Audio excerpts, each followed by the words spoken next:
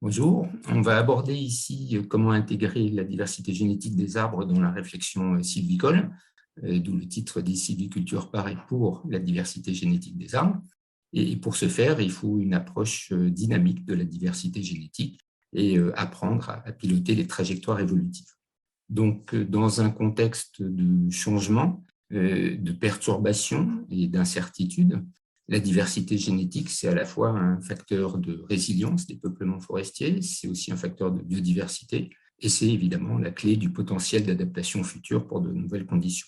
Alors, la spécificité des peuplements forestiers, c'est la question temporelle.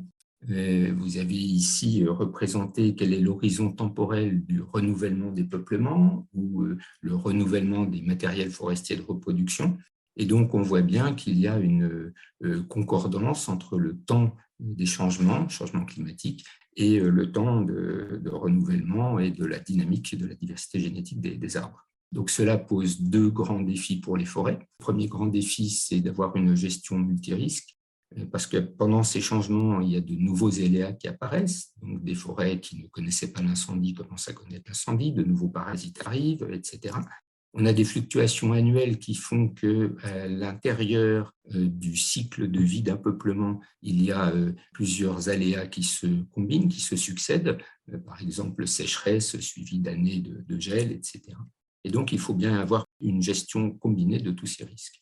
Le deuxième grand défi, c'est la concordance des temps, c'est-à-dire que des adaptations à court terme ne sont pas forcément les adaptations dont on aura besoin à long terme, et inversement, les adaptations à long terme ne sont peut-être pas celles qui sont nécessaires aujourd'hui. Et bien évidemment, dans ce temps, on a des incertitudes qui augmentent avec l'horizon temporel qu'on considère. Comment est-ce que la sylviculture peut influer l'évolution de la diversité génétique? Donc, il y a trois mécanismes. Le premier, c'est la régulation démographique. La sylviculture, elle détermine le cycle de vie des arbres, elle détermine la régénération, etc. Et ces cycles démographiques déterminent la diversité génétique du peuplement. Le deuxième mécanisme, c'est la place laissée par la sylviculture à la sélection naturelle, que ce soit par acclimatation ou par adaptation, sélection naturelle. Ça dépend de l'exposition aux aléas, de la compétition, et ces processus naturels contribuent de façon importante à l'évolution de la diversité génétique. Et enfin, le troisième mécanisme, ce sont des mécanismes de sélection, non pas liés à la sélection naturelle, mais liés à la sylviculture elle-même, donc sur des critères qu'on peut qualifier d'anthropiques. Donc, pour prendre en compte ces différents mécanismes, il faut considérer la forêt dans une perspective dynamique comme un système intégré où interagissent le milieu, la sylviculture et la diversité génétique des arbres. Donc, c'est un système intégré avec des interactions. Par exemple, la sylviculture va modifier le milieu, mais elle est aussi conditionnée par les conditions du milieu. Et la sylviculture va jouer sur la diversité génétique, mais la diversité génétique disponible conditionne aussi la sylviculture, etc.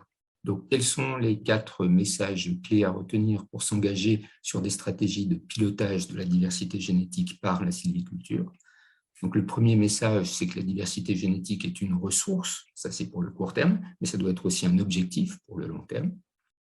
Le deuxième message, c'est que les interventions sylvicoles, même au stade juvénile, influencent potentiellement la trajectoire de la diversité génétique. Il ne faut pas oublier que les premières éclaircies ou les premiers dépressages vont conditionner la diversité qui sera disponible pour les étapes suivantes de la sylviculture. Le troisième message, c'est que les processus d'acclimatation et de sélection naturelle sont utiles pour accélérer l'évolution et préserver la diversité génétique. C'est important à avoir cela en tête parce que négliger complètement ces processus, par exemple en évitant totalement toute exposition aux aléas, évite aussi à ces processus naturels qui pourraient nous aider d'agir. Enfin, le quatrième message important, c'est que les décisions d'aménagement que je n'ai pas abordées ici sont évidemment bien importantes, mais ça serait l'objet d'un autre sujet.